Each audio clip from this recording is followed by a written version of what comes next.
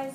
So, I am Nikki Moss. I am the realtor in the group, residential real estate person. And no, I don't understand. It's just like stand up. I don't understand.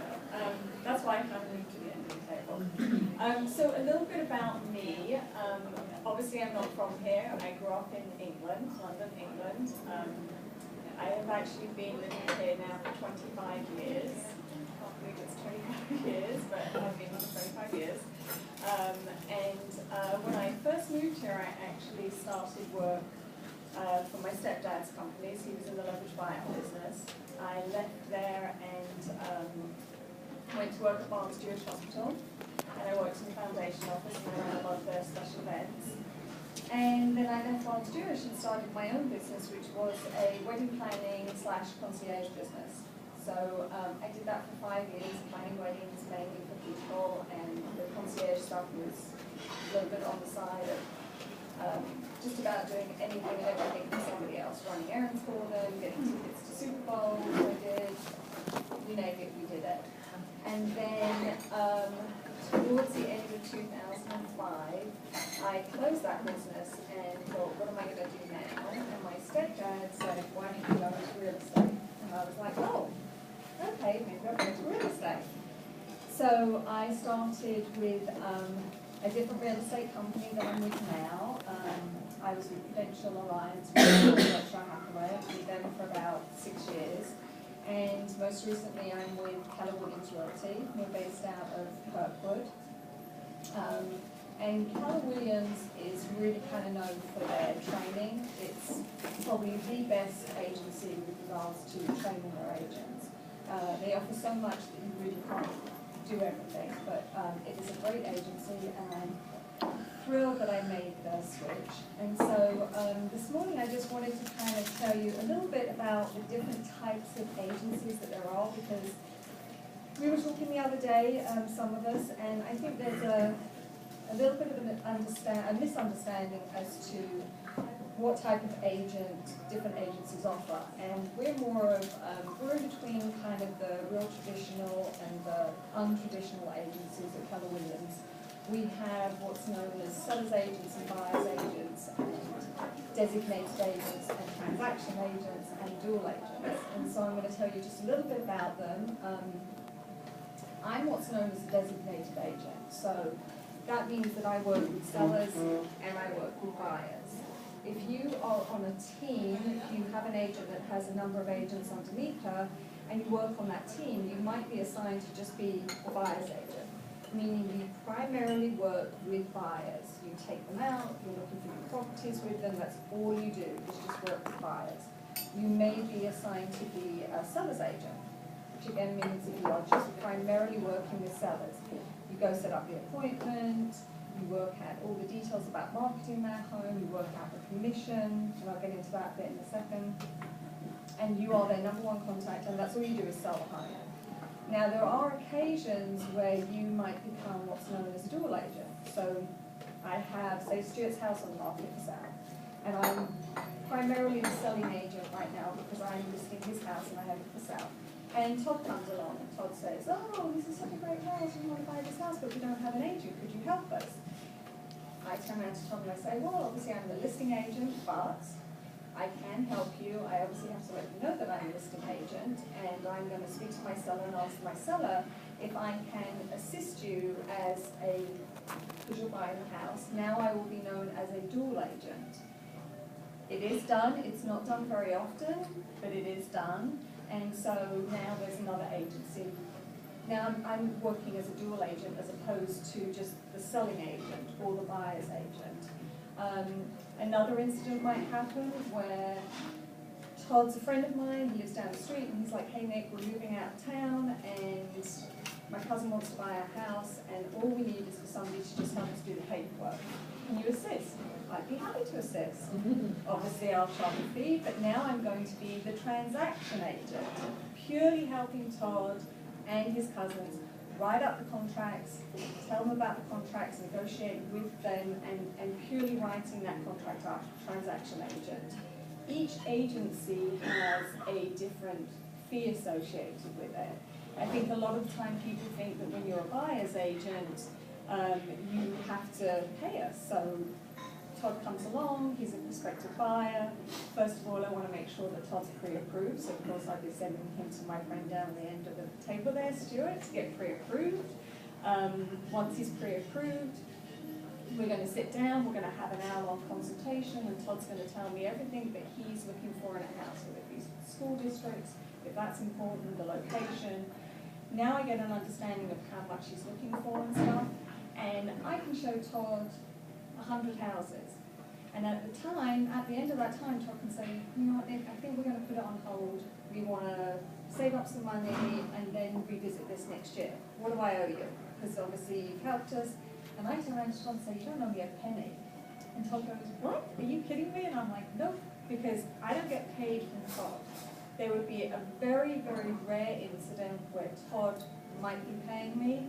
And that's if Todd said, hey, there's a FISBO down the road for sale by owner, and we want to go see that house. And I say, okay, great. I call the for sale by owner, and I say, hey, I'm an agent with Keller Williams. Would you be interested in working with me if I bring you a willing, able buyer, meaning willing to buy, able to buy because he's pre-approved? And 9 times out of 10, the for sale by owner is going to say, absolutely, we'll work with you. There'll be a commission set up for that. Todd will be able to buy that house. I'll still be Todd's buyer's agent, and I won't be anything for the other side unless that for sale by owner asks me to then help them in the transaction. I can do that and obviously facilitate both. And then the commission may change, it may stay the same. So it's really important to have, I think a lot of first-time home buyers tend to think that they can just call a listing agent and say, yeah, I saw your house and they want to come along and take a look at it. It is so, so, so important to have a buyer's agent representing you. Because without a buyer's agent, to be honest, we can't run comps. We can't walk into a house with you and say, you know, as your buyer's agent, we can walk into a house and we'll say, look, I noticed something in the corner, it might be mold, we might want to get that checked out. Like I said, I can run comps for you, I can negotiate for you, and of course, as every role that you play as an agent, you have a fiduciary responsibility to your clients. And that's the #1 goal. And I think that a lot of people get worried because they think they're going to have to pay a buyer's agent. Buyer's agents always get paid for the selling side. So we go back to being a seller, and you're sitting down with me and you want to list your house, and we're going to talk about commission and negotiate a commission. That commission doesn't all go to me. That commission is split between the buying side and the selling side. Buyer's agent comes in, they sell the house to their buyers, I'm the listing agent, they sell the house, there's a commission split. That's how the buyer's agent gets paid. And in addition to that, most people also think, because it can be expensive, but you also get what you pay for. Keller Williams is not a, you know, we'll just list your house in the MLS and then that's it. We actually market your house gets marketed to hundreds of different websites. Obviously we do open houses. The agent themselves is taking on all of that financial responsibility to do that. We don't go to our clients and ask them for money to photograph your house or market it in the newspapers or put it online or anything like that. That's our responsibility. So there's definitely people that will try to sell their house or sell by owner. We're happy to have you try that. If you sell your house for sell by owner, more power to you. If you try it and you come back and you say that is just a nightmare, I don't have the time to answer the calls, I don't have the time to do the open houses, I don't have the money to market it, that's when you need an agent. So I think that in the last 10 years of doing this, I've worked with so many different types of people. I've sold houses for like $60,000 and I've sold houses for like maybe $2 million and up. So I love this job. I wasn't sure at first if it was for me, but I really have found my niche, and I think it's something that I can continue to do as I get older. It's a job that that every day it's a different experience, and I really like working with different people. And I think what sets me aside from most agents is that I had recently done a deal where these people were first-time buyers. They had some credit issues, and we managed to get their credit issues sorted out. And at the closing table, the wife, Kat, just started crying her eyes out, and she was like, she's like, I cannot tell you how much this means to me. So she starts crying, her husband starts crying, I start crying, and then the lender started crying. And I've never had that happen before, and it was just so emotional. And I think that to have that kind of experience, to know that how much it means for somebody to have a roof over their own head, that they call their own, a place to call their own, it's so, so, so important. So I don't ever turn anybody away. There are definitely agents that won't work with certain people because it's not, it's either in an area they don't want, or it's because it's not a big enough deal.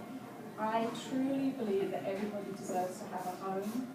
And so if you come to me and you say, hey, I have somebody who's just renting right now, could you help them?